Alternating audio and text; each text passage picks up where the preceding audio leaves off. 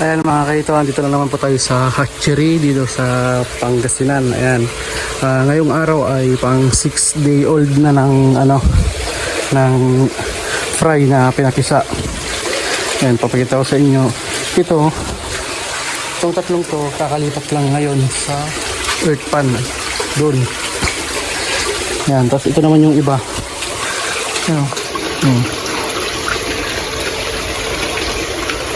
Ayan mga kahito, 7-day old. Ay, 6-day old pala. Ayan, 6-day old. Ang pakain natin dito mga kahito ay Suditex. Ayan to. Tapos ito rin. Ayan, lahat makapal. Lahat yan makapal. Ito. Ito yung napapisa dito sa Umingan, Pangasinan.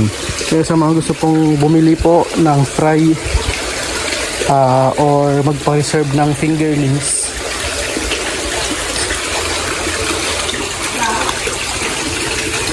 yan. Kung gusto nyo magpa-reserve ng fingerlings mga bossing, antay pa tayo ng mga 1 week to 2 weeks kasi lalapag pa to sa lupa. Tapos dito naman, ito yung papapisain natin sa January, first week ng January. Yan. Siyempre, kailangan pa natin itong linisan. Tapos yung mga earth pond, linisan din. Ayun yung earth pan Tapos doon, tapos sa likod. Yan. Ito yung style niya.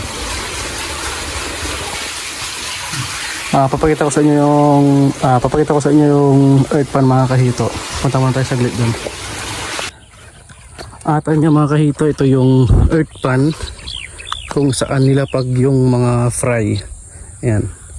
Mag-aantay lang po tayo ng ilang weeks dito para harbisin.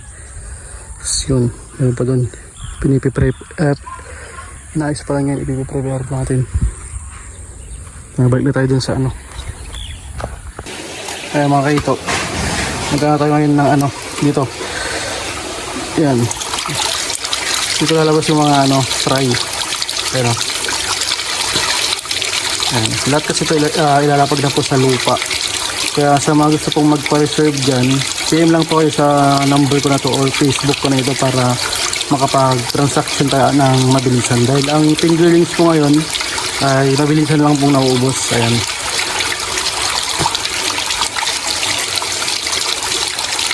Kaya lang mga kahito, mag-update lang ako sa inyo kung kailan ulit yung papisa natin. Kita nyo yan.